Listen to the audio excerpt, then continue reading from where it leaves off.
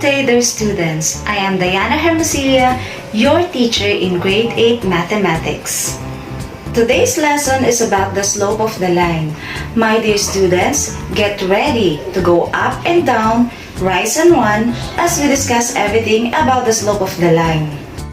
These are the objectives of our lesson. Number 1, illustrate the slope of a line.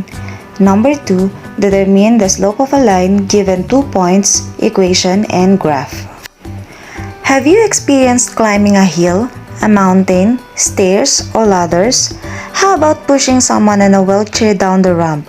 Which do you think is difficult to climb? A very slanting ladder or a less slanting ladder? Do you think there would be difference in speed when you walk on a flat ground than walking down a hilly road? Would it be possible to walk on the wall? What danger would it cause? In this lesson, you will find out the answers to these questions and determine the importance of learning the slope of a line and its applications. Let us begin by studying the following situations. Situation 1. Teacher Carlo is traveling to 2 different hilly roads. Which road is difficult to drive? Figure 1 or Figure 2? You're right, Figure 2 is difficult to drive. After reaching the top of the hilly roads, Teacher Carlo needs to drive down the hilly roads.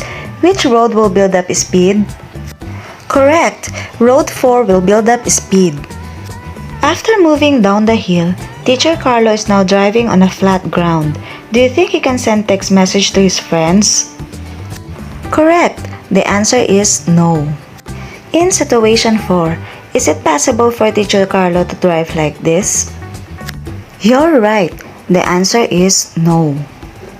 The steepness of the hilly roads represented by slightly slant road and more slant road where Teacher Carlo drives up and down is called the slope. The slope represented by m is defined as the ratio of the vertical change between 2 points to the horizontal change between the same 2 points. The vertical change is referred to as the rise and the horizontal change is referred to as the run. In symbol, m is equal to rise over run. In situation 1 of the previous activity, Teacher Carlo is driving up the hilly roads, hence the slope is positive. Take note that the steeper the hilly road that Teacher Carlo drives, the larger is the slope.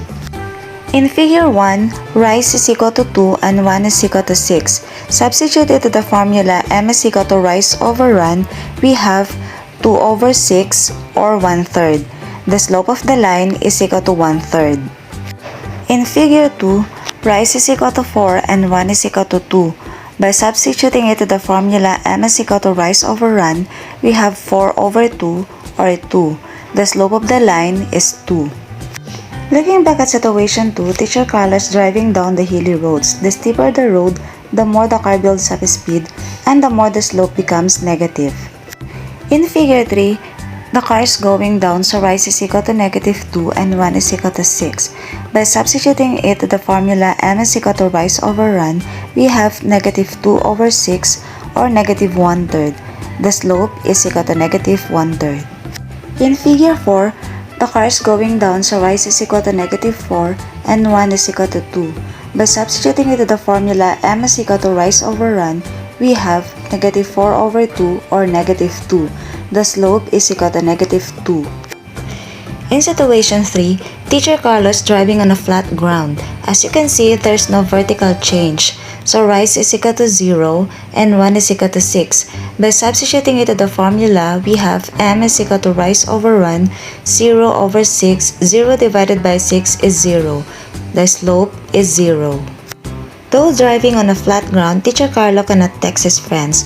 Republic Act No. 10913, known as the Anti-Distracted Driving Act, prohibits distracted driving by restricting and penalizing the use of mobile phones and other electronic devices while driving on any public thoroughfares, highway or street in the Philippines. Driving like in situation 4 is a big no. It is not possible. What do you think is the slope in the situation? Notice that in the figure, run is equal to 0. The denominator cannot be equal to 0. Therefore, the slope is undefined. You have just learned about the slope of the line, which is related to the steepness of the line. When given a graph, we use the formula m is equal to rise over run to find the slope of the line. Slope can be positive, negative, 0, or undefined. Let us now find the slope of a line when 2 points are given. First step, assign any 2 points on the graph, say points A and B, then find the coordinates of each point. In the figure, the coordinates of point A are 5 and 1, and the coordinates of point B are 7 and 9. Step 2. If A is the first point, what is its abscissa or x sub 1? What about its ordinate or y sub 1? X sub 1 is equal to 5 and y sub 1 is equal to 1. Step 3. If B is the second point, what is its abscissa or x sub 2? What about its ordinate or y sub 2?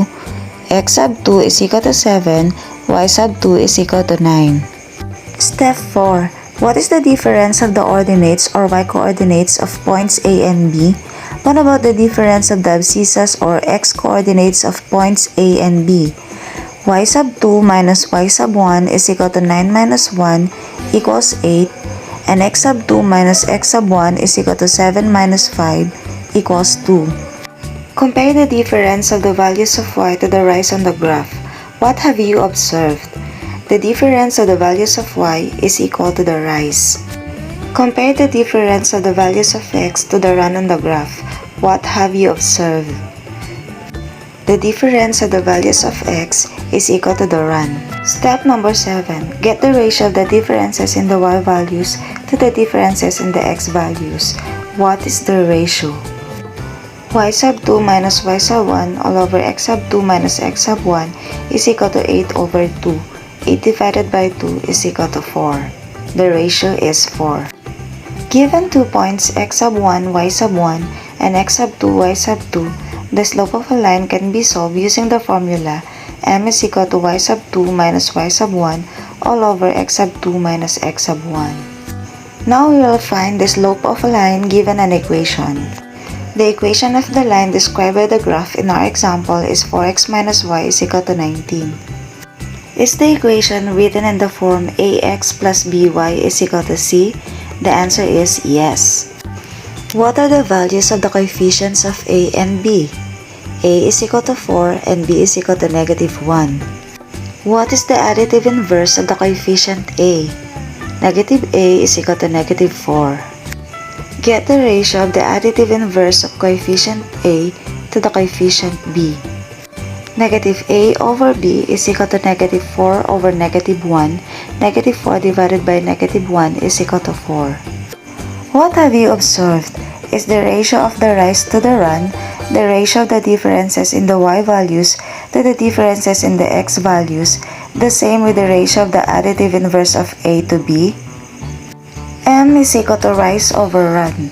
8 divided by 2 is equal to 4. M is equal to y sub 2 minus y sub 1 all over x sub 2 minus x sub 1 equals 9 minus 1 all over 7 minus 5 equals 8 over 2. 8 divided by 2 is equal to 4. M is equal to negative a over b. Negative 4 divided by negative 1 is equal to positive 4. The ratio of the rise to the run, the ratio of the differences in y values to the differences in the x values, and the ratio of the additive inverse of a to b are all the same. Given the equation of the line written in a standard form ax plus by is equal to c, the slope is the ratio of the additive inverse of the coefficient a to coefficient b. In symbol, m is equal to negative a over b. And that ends our lesson about the slope of the line. I hope you learned a lot today. You may now start answering the activities provided in your modules. Until next time, good luck and God bless.